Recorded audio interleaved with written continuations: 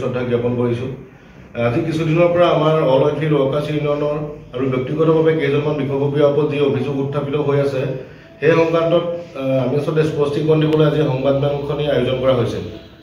পোনপ্ৰথমে ক'বলৈ বিচাৰিছোঁ, অলৈফি ৰকাছ ইউনিয়নখন 2021 চনৰ জুনত শিৱসাগৰৰ বিভিন্ন ব্যক্তিগত ঋণ প্ৰতিষ্ঠানসমূহত কৰ্মৰত শ্ৰমিকসকলৰ প্ৰচেষ্টাত গঠিত হোৱা আৰু ট্ৰেড ইউনিয়ন এক্ট 1926 অধীনত চৰকাৰী পঞ্জীয়নপ্ৰাপ্ত এখন ট্ৰেড ইউনিয়ন। আমাৰ ইউনিয়নখন স্বীকৃতিপ্ৰাপ্ত নিজস্ব সংবিধান থকা আৰু 21জনীয়া পূৰ্ণাংগ কমিটিৰ এখন শ্ৰমিক ইউনিয়ন। ইউনিয়নখন গঠন হোৱাৰ পৰা অইল ফিল্ডৰ শ্ৰমিকসকল বিভিন্ন সমস্যা তথা প্ৰাপ্য প্ৰাপ্তিৰ বাবে সংগ্ৰাম কৰি আহিছে।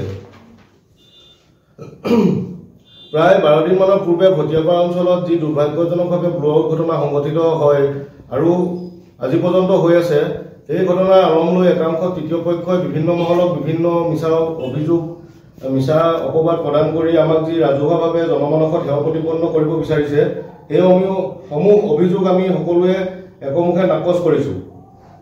তেওঁলোকে আমাক ৰাজহুৱাভাৱে অপদস্থ কৰি নিজকে শ্ৰমিক ইউনিয়ন হিচাপে প্ৰতিষ্ঠা কৰিবলৈ যি কুটিল আৰু লেতেৰা ৰাজনীতি কৰিছে তাক আমি তীব্ৰ ভাষাৰে গৰিহণা দিছোঁ। কাৰণ আমাৰ ইউনিয়নখন গঠন হোৱাৰ পৰা পূৰ্বে আন এখন ট্ৰেড ইউনিয়ন শিৱসাগৰত আছিল। তেওঁলোকৰ ওপৰত চলি অহা বিভিন্ন কেলেংকাৰী দুৰ্নীতি আদিৰ বিষয়ে আমি সকলো শ্ৰমিক লগ লাগি তেওঁলোকৰ ওপৰত ব্যৱস্থা গ্ৰহণ কৰিছিলোঁ। কিন্তু আমি সেই সময়ত সংবাদ মাধ্যমৰ সহায় ল'ব পাৰিলোহেঁতেন, কিন্তু তেওঁলোকৰ ব্যক্তিগত পৰিয়াল ব্যক্তিগত লাভজনৰ কথা চিন্তা কৰি আমি যি কৰিছিলোঁ কাগজে কলমে আৰু অফিচিয়েলি কৰিছিলোঁ। কিন্তু কোনো তেওঁলোকক ৰাজহুৱাভাৱে ফটো নাম আদি সংবাদ মাধ্যমত প্ৰকাশ কৰি ৰাজহুৱাকৈ অপদস্থ কৰিবলৈ চেষ্টা কৰা নাছিল আৰু ই কেতিয়াও এনে কৰাও কেতিয়াও এক সুস্থ মানসিকতাৰ পৰিচয় হ'ব নোৱাৰে।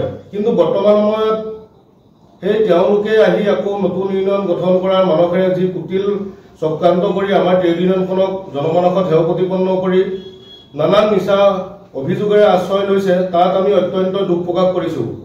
তেওঁলোকৰ অপবাদৰ মতে আমি কেতিয়াও কোনো ধৰণৰ বিত্তীয় লেনদেনৰ লগত জড়িত হোৱা নাছিলোঁ, এতিয়াও নাই আৰু ভৱিষ্যতেও কোনোদিন নহওঁ।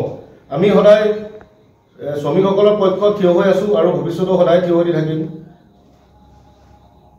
শিৱসাগৰত প্ৰতিটো কোম্পানীয়ে তেওঁলোকৰ পাবলগীয়া বস্তু যিসমূহ প্ৰাপ্য আছে, তেওঁলোকৰ যিসমূহ মিনিমাম তেওঁলোকে সা সুবিধা পাব লাগে, তাৰ বাবে আমি প্ৰতিদিনাই এখন সংগ্ৰাম কৰি আহিছোঁ আৰু আজিলৈকে প্ৰতিদিনে তেওঁলোকক দাবী জনাই আহিছোঁ।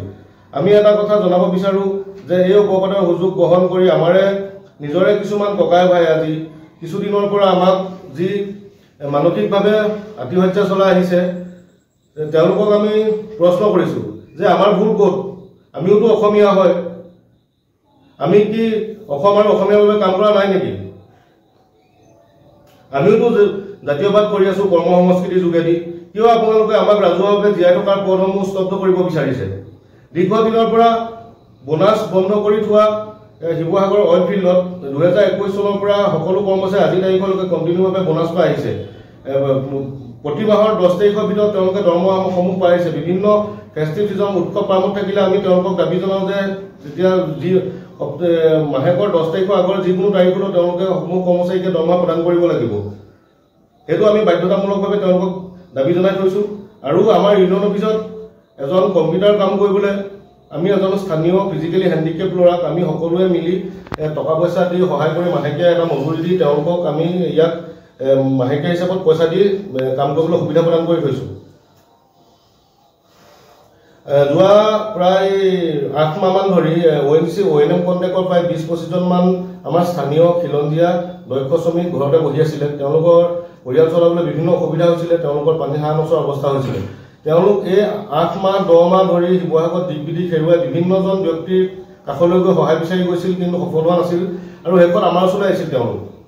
আমি সেই সময়তে শিৱসাগৰলৈ নতুনকৈ অহা ডিপ ইণ্ডাষ্ট্ৰী নামৰ এটা কোম্পানীক আমি দাবী জনাইছিলোঁ যে প্ৰথম আপোনালোকে এইসকল কৰ্মবিমুখ হৈ থকা শ্ৰমিকক কাম দিব লাগিব, তাৰ পাছতহে আপোনালোকে আন উৎসৰ পৰা অহা শ্ৰমিকসকলক দিব লাগিব।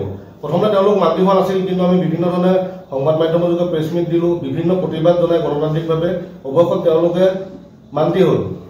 আমি ইমান স্থানীয় খিলঞ্জীয়া মানুহখিনিৰ স্বাৰ্থত ইমান যে আমি অতদিনৰ পৰা যুঁজি আহিছোঁ, সেয়া কি জাতীয় চেতনা নহয় নেকি?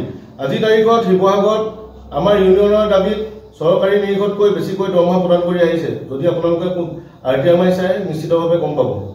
আৰু এটা অভিযোগ আমি শুনিবলৈ পাইছোঁ যে এই অদক্ষ শ্ৰমিক যিটো কোৱা হয় আনস্কিল লেবাৰ, এই অদক্ষ শ্ৰমিকৰ এটা কেটেগৰী যিটো ঠিকাদাৰী প্ৰতিষ্ঠানক ONGC কণ্টেক্ট প্ৰদান কৰে, তাৰ 4টা কেটেগৰীৰ ভিতৰত একেবাৰে চতুৰ্থটোৱে হৈছে অদক্ষ শ্ৰমিক, যিটো এই কেটেগৰীত সম্পূৰ্ণ এজন নতুনকৈ পঢ়া শুনা কৰি কাৰিকৰী শিক্ষাৰ এজন ফ্ৰেছ লোৱা নিয়োজিত হৈ তেওঁ এটা নিৰ্দিষ্ট সময়ৰ ভিতৰত 2 বছৰ 3 বছৰৰ ভিতৰত তেওঁ নিজৰ কামখিনি শিকি যাতে তেওঁ যিটো কামত তেওঁ দক্ষ সেই পদটোলৈ তেওঁ উন্নীত হ'ব পাৰে।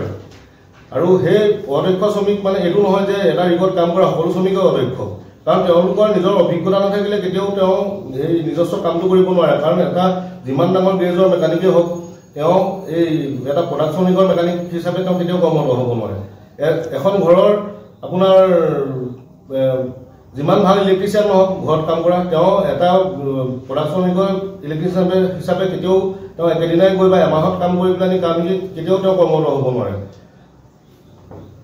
আৰু যিসকল অদক্ষ শ্ৰমিক হিচাপ বুলি এটা কথা ওলাইছে, সেই আনস্কিল ৱৰ্কাৰ্ছখিনিয়ে দৰমহা আজিৰ তাৰিখত কম আৰু তাকো দি আছে চৰকাৰী নিৰীক্ষতকৈ আমাৰ দাবীত বেছিকৈ 16,000 পৰা 16,000 টকা পৰ্যন্ত। ইয়াতকৈ কম দৰমহা আজিৰ তাৰিখত আমাৰ প্ৰাইভেট অইল ফিল্ডত নাই।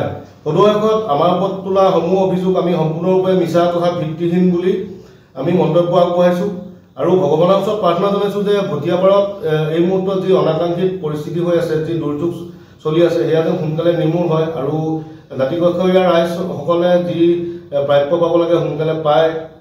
আৰু এই ঘটনাটোৰ লগত লাগিলে ONGC হওক বা SKP কোম্পানী হওক, যোনেই দায়ী তদন্তৰক্ষ যিটো ওলায় তেওঁলোকে যাতে উচিত ব্যৱস্থা তেওঁলোকৰ ওপৰত লোৱা হয়, ইয়াকে কৈ আমি আপোনালোকৰ তৰফৰ পৰা আজি আমাৰ জনাইছোঁ।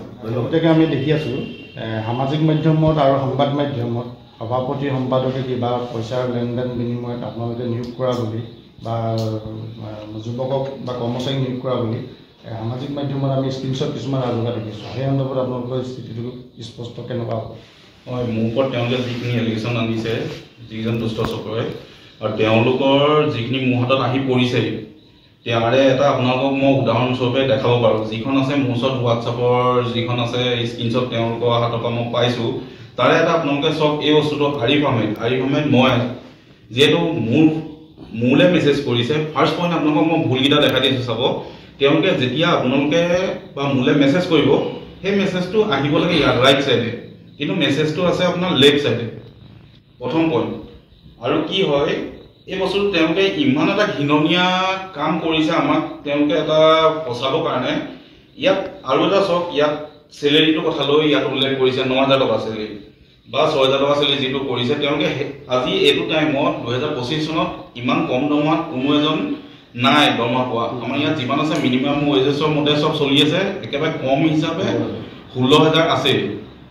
2 নম্বৰ পইণ্ট। তাৰপিছতে তেওঁলোকে আৰু সময়টো চাব পাৰে, আপোনালোকে ভালকৈ চাওক সময়টো। ইমান পটাপট কোনোবা এজন মানুহে কথা পাতিব পাৰে নি বাৰু? 1 ছেকেণ্ডৰ ভিতৰত সিটো মেছেজ আহিছে, নেক্সট মেছেজটো আকৌ 1 ছেকেণ্ডৰ ভিতৰত। এই পইণ্টখিনি তাকে আপোনালোকৰ সংবাদ মাধ্যমৰ যোগেদি মই জনাই দিব বিচাৰিছোঁ যে তেওঁলোকে কেনেকুৱা ঘৃণনীয় অপৰাধ আমাৰ ওপৰত জাপি পৰিছে। আৰু ইয়াত তেওঁলোকে বহুত কিছুমান আমাক তথ্য দিছে, সেইখিনি চব তথ্য মিছা।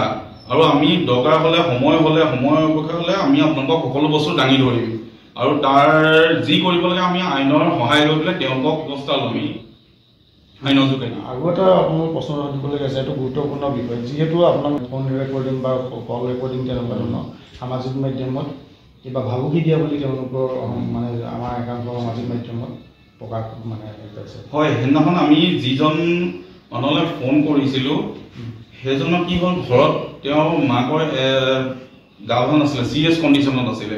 আমি ফোন কৰিলোঁ, ফোন কৰাৰ পিছতে ল'ৰাজনক ফোনটো নিদিলে। ফোনটো নিদিয়াৰ পিছতে তাত আৰু এজন ৱৰ্কাৰ্ছ আছে, তেওঁলোকৰ অফিচাৰ, তেওঁলৈ আমি ফোন কৰিলোঁ। ফোন কৰাৰ পিছত ক'লোঁ যে তই ফোনটো তাক দেগে, তেওঁ ঘৰৰ পৰা মাকৰ চিৰিয়াছ ফোন কৰিছে, তই ফোনটো দেগে।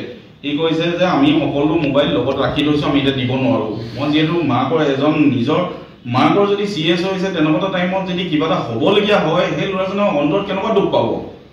সেইকাৰণে আমি তাক সেইটো এটা আমি কিবা এটা কৈ পালোঁ বা সেইটো কোনো নাই, কিন্তু তাত যিখিনি তেওঁলোকে দেখাইছে বা হেৰি কৰিছে সেইটো ভুল দেখাইছে। কিন্তু তাৰ বেকত কি আছে, এজন ল'ৰাই যেতিয়া নিজৰ মাকৰ কিবা এটা হ'বলগীয়া হয়, সময়ত যদি ল'ৰাটোৱে মাকৰ ওচৰত গৈ নাপায়, সেইটো কেনেকুৱা এটা দুখৰ কথা। আপোনালোকে সেই বস্তুটাকে চিন্তা কৰক, মোৰ ভুল আছে নে তাত যোনজনে ৰেকৰ্ডিং কৰিছে তেওঁ ভুল আছে, আপুনি সেই বস্তুটো ভালকৈ চাই ল'ব। ঠিক আছে।